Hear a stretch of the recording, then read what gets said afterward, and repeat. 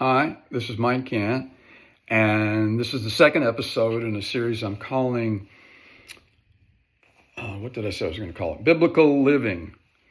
And as always with my website, I direct my teaching primarily to men because they're the leaders. I'm not trying to exclude women and children, and they're certainly welcome to listen as well.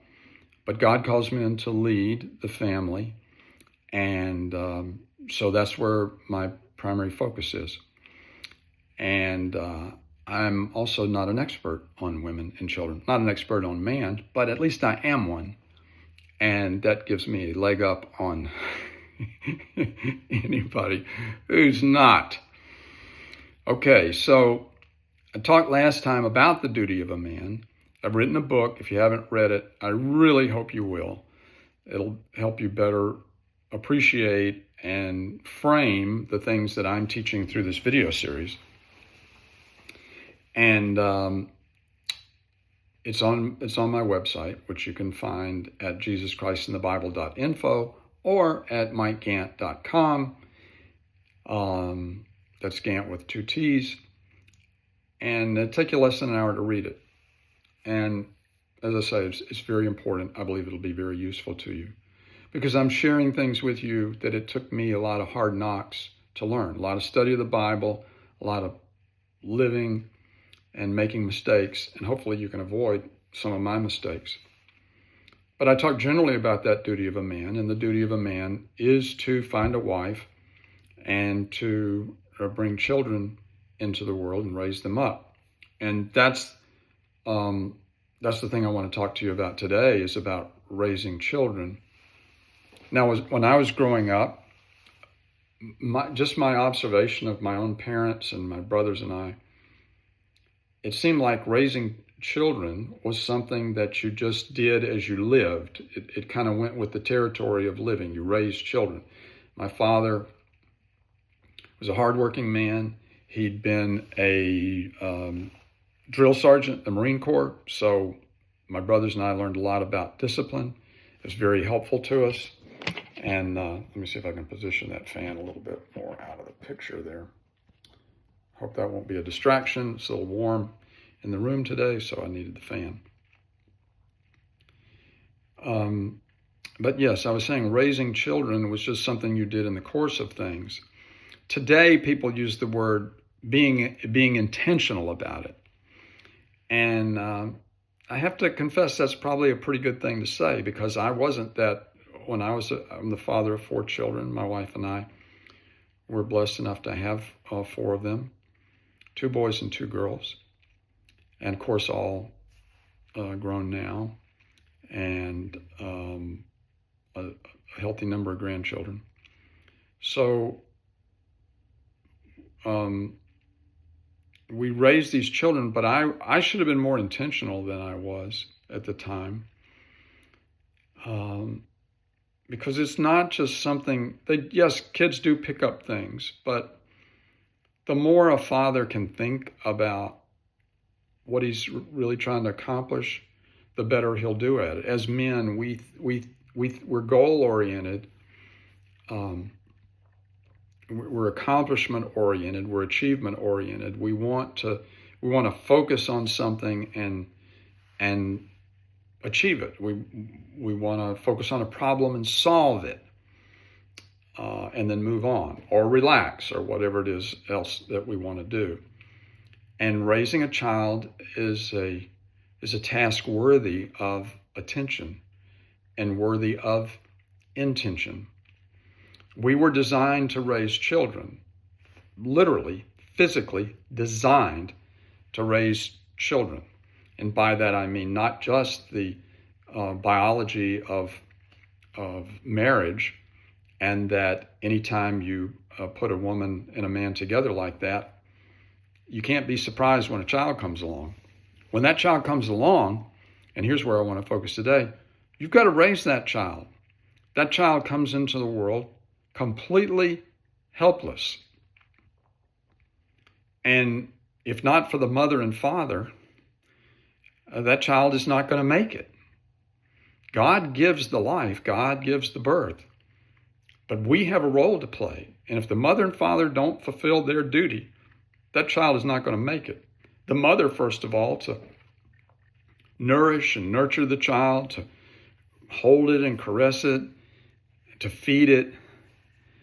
I shouldn't say it, I guess, to feed him or her, to feed that child. She's got to do that or the child will die. And meanwhile, the husband, the man, the father, he's got to be earning a living, putting bread on the table, because the woman sure can't go out and work if she's having to take care of that baby.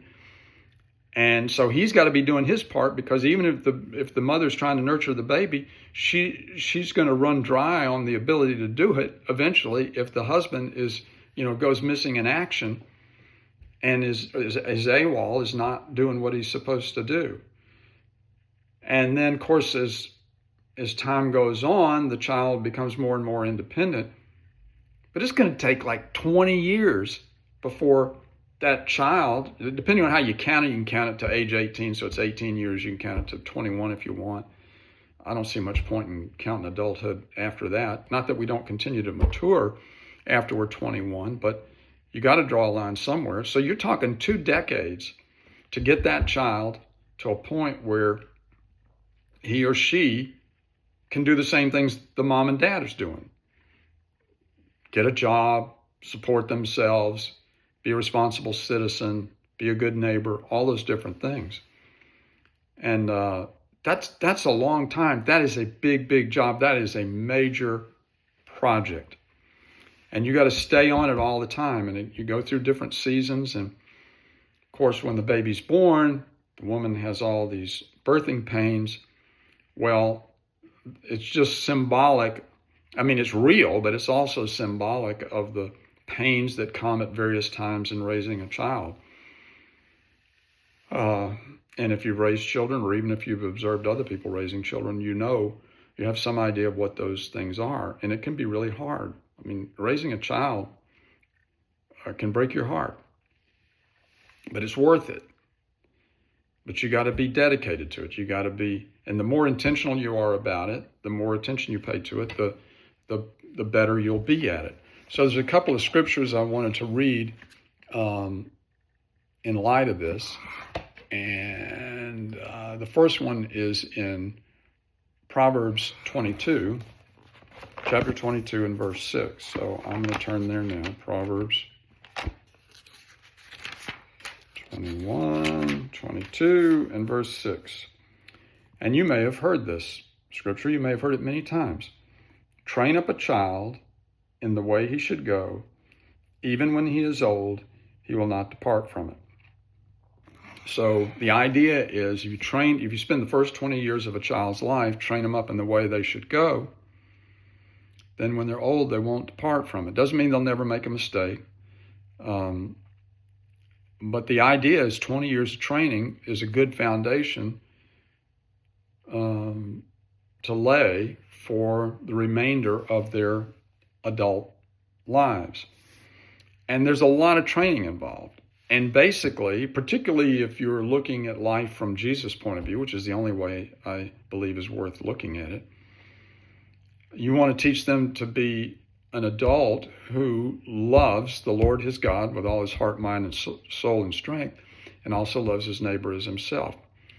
Well, that is a long way, a long, long way from the way every human being starts out, because every baby starts out fully narcissistic. The baby does not come into the world caring about anything other than the baby himself. In fact, he's so self-focused, he doesn't even know he's a baby. All he knows, he has feelings, he's hungry, he's uncomfortable in his clothes. Whatever it is, he's going to cry and whine. And you have to teach your child just basic things like saying please and thank you, and regarding other people more important than yourself. And people are not learning these things today. You can see for sure when you see the way a lot of adults live, where they live for self-praise, for self-adoration. They're not caring about other people. They're caring only about themselves. They're very narcissistic. An adult's not supposed to be that way. How does an adult get that way? Because the parents don't train them in the way they should go. They may be training them, but not in the way they should go. In many cases, they're just not training them at all. They're trying too hard to please them. Parents trying to get kids to like them, trying to get kids to approve of them, because these parents have these self-esteem needs. Whereas the Bible teaches us that we shouldn't be seeking self-esteem. We should be esteeming God most of all, everybody else after that, and down at the end of the line comes you and me. And that's a good way to live. It doesn't mean you're sadistic or masochistic. You want good things for yourself. It's just like if you come last and you don't want to end up empty, then the world's going to be a better place.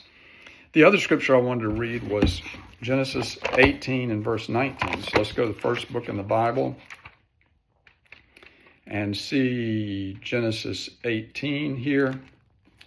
And verse 19 says, God says about Abraham, so he says, "For I have chosen him so that he may command his children and his household after him to keep the way of the Lord by doing righteousness and justice, so that the Lord may bring upon Abraham what he has spoken about him." So the idea is when a father teaches his children, it enables the blessing of God to come on the father and the children because the children keep the commandments that God has given. So that's the duty of a man, to raise children. When you let them go, they become adults. They're on their own. They're not under your authority anymore. They can still benefit from your advice. Even occasionally, you might want to say something to them when they're not asking your advice. You want to be careful about that, though, because they're not under your authority anymore. You got 20 years. That's the only shot you got. That's when you got to get it in. If you don't get it in then, you can't go to them later and say, "Hey, I should have commanded you more about this back then." You can't, because they're not under your authority anymore. You can appeal to them, but you can't order them. And you certainly can't punish them for not doing something that you think they ought to do. So raise children, do so intentionally, do so biblically. And I'll help you do that. That's why I help men read the Bible and read it to their families and explain it and learn righteousness. So that's the first duty of a man I wanted to talk about today. It's not the first duty of a man would be to find a woman and love her, but I'm jumping straight to raise the children today, and I'll build on that in the next time. Thanks for watching and listening. God bless you.